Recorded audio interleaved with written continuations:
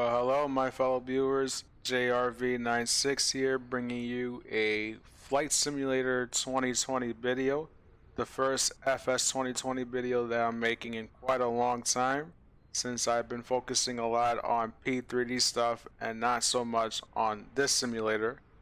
Here, I'm going to introduce a brand new series to the YouTube channel called General Aviation Airport Spotlight. So in this series, I'm going to visit some of the lesser known airports of the flight simulator world that are known for how famous it is and also how difficult it is to fly into and out of the airport.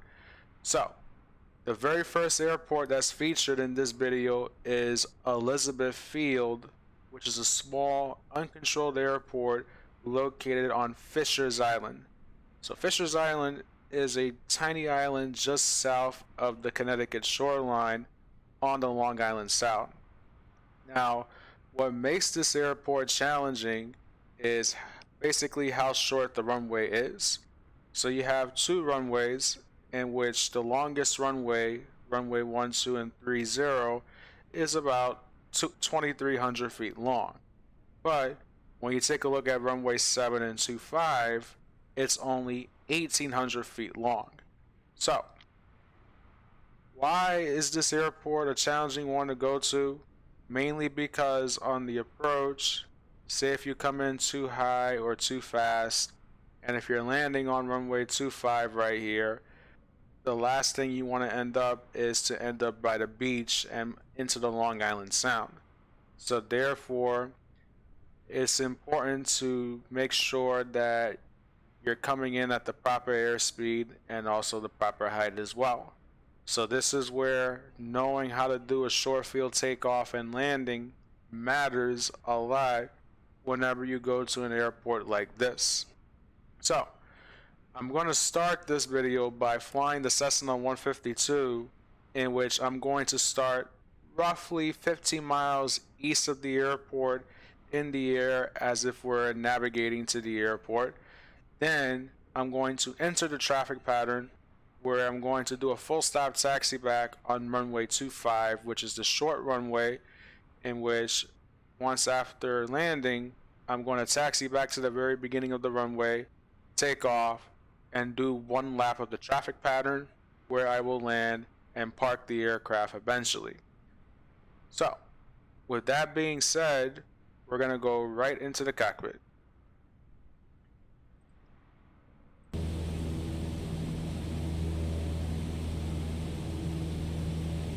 So here I am. Basically, I just spawned the airplane in the air just east of Elizabeth Airport at 1,500 feet. So what you're looking at right there towards our 1 o'clock is Fisher's Island, and at the western end of the island is where Elizabeth is located right there as well. So I'm gonna make sure that nav strobes, landing light I'll turn on right there.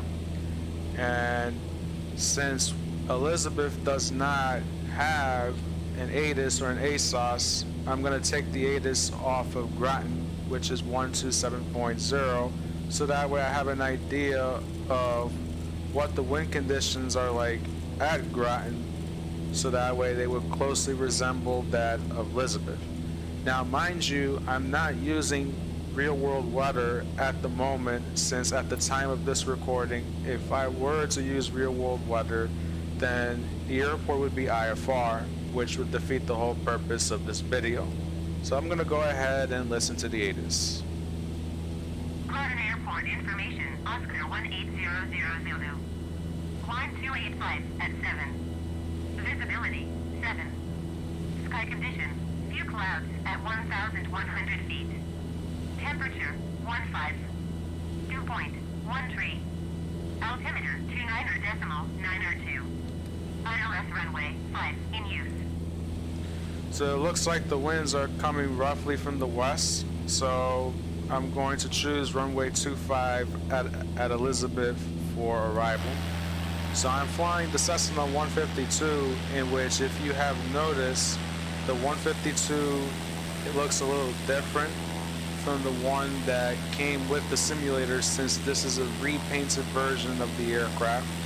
I also am using the Cessna 152NX Mod that you can also download online as well, which basically mods the Cessna 152 to act more like the real aircraft, which this is pretty awesome. Now, as you can see, there is Elizabeth, in which towards our 1 o'clock I see the runway end identifier lights right here. That basically tells me that the airport is directly in front of us and slightly off to our right. Now, since Elizabeth is an uncontrolled airport, it's a good idea to broadcast your intentions on the radio, so that way you are aware of any other airplanes that could potentially be nearby at the field. So Elizabeth traffic, red and blue Cessna is about 6 to the east. We'll be setting up for the left downwind runway 25 Elizabeth. So as you can see, there's the airport right there. And pretty much north of Fisher's Island is Connecticut, and then to the west of our current position is Long Island right there. So as you can see, I'm staying relatively to the south of Fisher's Island, so that way I don't bust into Grattan's class Delta airspace if you were to look at it on SkyVector. So as you can see, there's the airport right there. And then pretty much what I'm going to do is essentially I'm going to slowly start making a turn to the right to join the 45-degree angle for the left downwind runway 25. So runway 25 is essentially this runway right there where I'm going to land at, which is the shorter runway.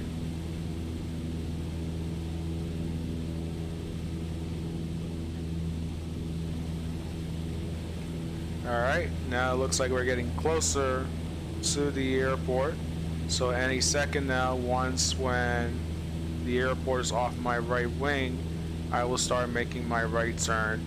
And then at the same time, I'm also going to descend as well to pattern altitude, so that way we will enter the pattern at pattern altitude. So the airport elevation is 7 feet, so it's actually going to be one of the lowest airports that I'm going to feature in this series, as there will be other airports that I'm going to feature that will be known for their terrain. Now, as you can see, I'm pretty much parallel with the runway, but we're going to do a 180 to the right, so that way we can set ourselves up for the right downwind for runway 25. So I'm going to go ahead and begin my descent, bring the power back to around roughly 1900 RPM, and then start making my turn inbound to join the left downwind for runway 25.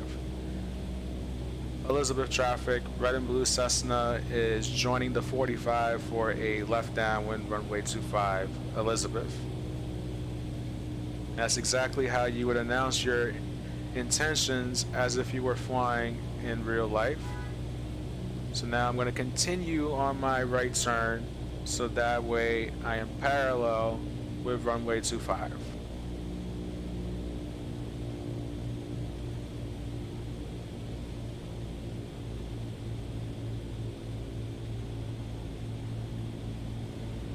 Alright, so now we're at 1,000 feet. I'm already established on the left downwind for runway 25.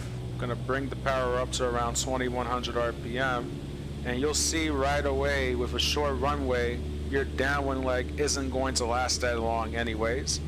So I'm already past the beam point, in which now I'm going to bring the power back to around 1500 RPM, put flaps 10, and then start my descent to the runway. So ideally in the 152, around 80 knots or so is a good airspeed to maintain at this part of the pattern. And then around roughly 700 feet or so, I'm gonna go ahead and turn base.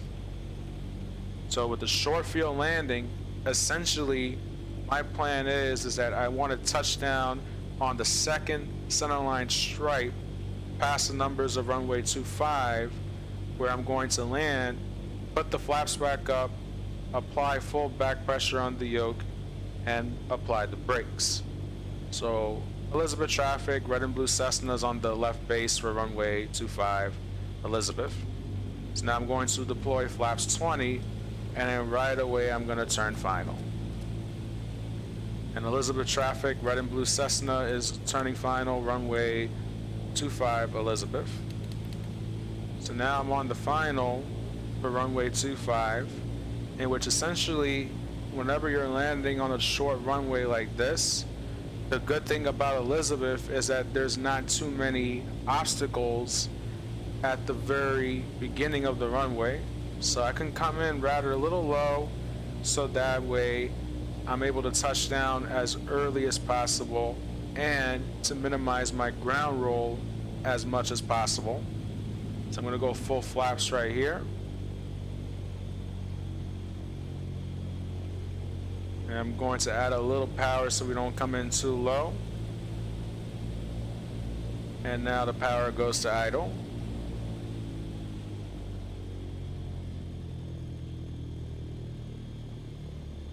Touchdown. Now the flaps go up. Going to apply maintain directional control, full back pressure, and maximum brakes. And as you can see right there, we have landed at Elizabeth.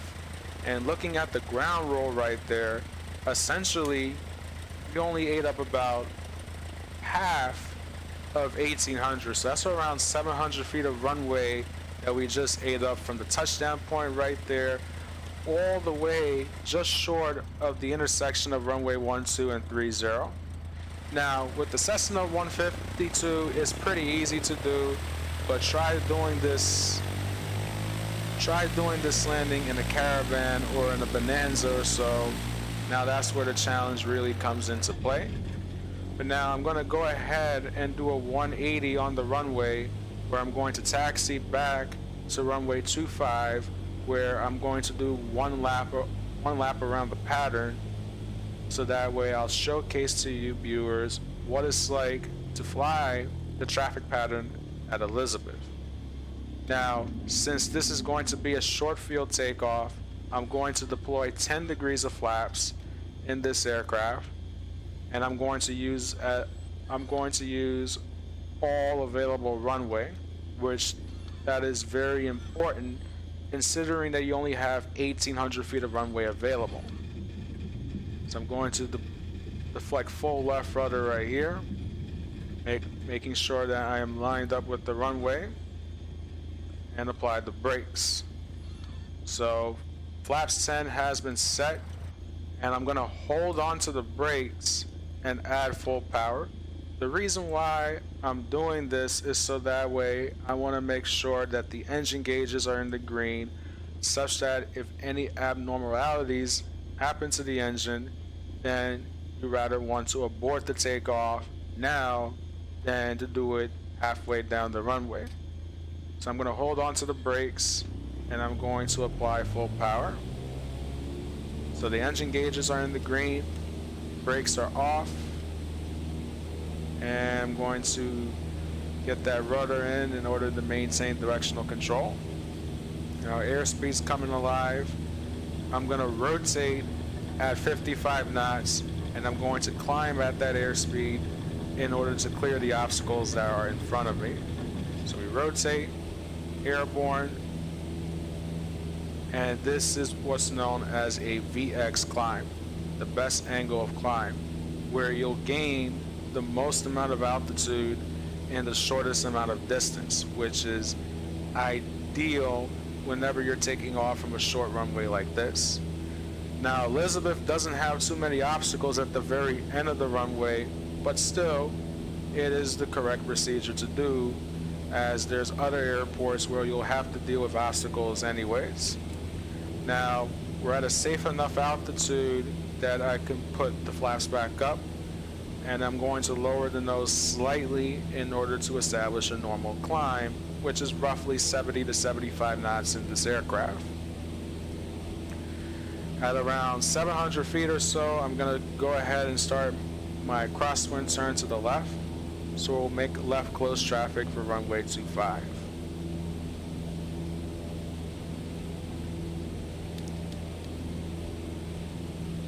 Alright, now we'll clear to our left. Elizabeth traffic, red and blue Cessna is turning left crosswind for runway 25, Elizabeth. So as you can see, I'm making this crosswind turn right there. I'm gonna roll the wings level roughly on this heading. And there's the airport off our left wing. Now, I'm not going to waste my time on the crosswind leg, especially with the fact that you have pretty much the entire Long Island Sound that we're flying over right now. I don't want to fly too far away from the airport, or else if I have an engine failure right now, chances are I may not be able to make it back to Elizabeth. And Elizabeth traffic, red and blue Cessna is on the left downwind, runway 25, Elizabeth. So now I've already leveled off. I'm going to pull the power back to around roughly 2200 RPM. And then we'll keep the airspeed at around 90 knots. So here is what the airport actually looks like when you're flying the traffic pattern for runway 25. Essentially, the only difficulty of this airport is the runway length. Other than that, barely any obstacles there is. So now you're looking at an outside view of the aircraft on the left downwind for runway 25. So as you can see, the downwind leg happens very quickly, and even more so if you're flying a faster aircraft as well. So now I'm going to pull the power back to 1500 RPM and deploy flaps 10, in which I'm going to slow down to around roughly 80 knots. Again, I'm going to try to touch down on the same point as before. Orange County traffic, red and blue Cessna is turning left base, runway 25, orange. Correction, Elizabeth.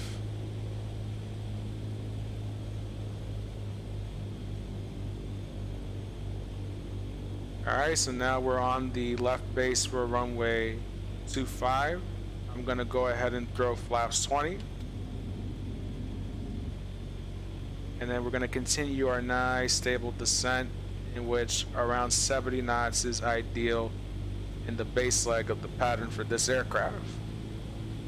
Elizabeth County traffic, red and blue Cessna's turning final for runway 25, Elizabeth. So now we're on the final for 25. So at this point, I have the runway made, so the flaps go to full. Gonna add a little bit of power so that way we don't get too slow. Add a little bit more power here.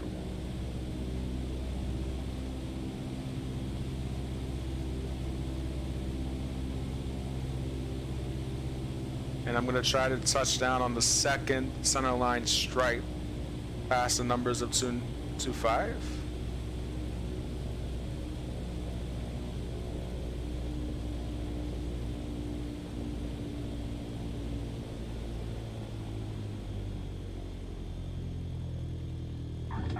Touchdown. Now the flaps come back up, maintain directional control, brake, and full back pressure on the yoke. So as you can see, I kind of used up a little bit more runway compared to the last time, but still, it is a successful short field landing. So now what I'm going to do is I'm going to taxi the airplane to the ramp where I'm going to park the airplane and end this video. So as you can see, this is a short series video that I'm introducing to the YouTube channel, which is different from the P3D videos that I have made before. Basically to showcase not only airline flying, but also general aviation flying, and also some of the lesser known airports in FS2020 that is worth visiting. So if you have enjoyed this airport, then definitely check it out on your flight sim. So I'm going to go ahead and clean the airplane up so the flaps are up, lean the mixture out a little bit, and we'll turn off the strobes and the landing light, taxi lights come on. And that's about it. Now I'm going to go ahead and taxi the airplane to the parking spot. And in real life, this is also a good airport to go to in case if you wanted to go to the beach, in which essentially the airport and the beach are literally right next to each other. So now I'm going to go ahead and take this tie down of this parking spot off my left, where I'm going to park the airplane right there, and I'm going to shut it down. So parking brakes are on. I'm going to turn off all the lights, turn off the radio switches, in which usually you use the volume knob to turn off the comm radios, and then turn off the transponder. So all the avionics are off, mixture is cut, magnetos are off, so in real life you'll take the key out, and then the master switch is off. Well then, my fellow viewers, that concludes the end of this video. So if you enjoyed this new series, if you like this video, feel free to hit the like button, and also feel free to hit the subscribe button, JRV96, where I'll be posting P3D and Flight Sim 2020 videos usually every weekend or so that way I'll showcase my hobby to you guys. So if you like the airport, check it out on FS2020. The identifier is 0 Bravo 8. So thank you guys for watching, and I'll see you guys in the next video.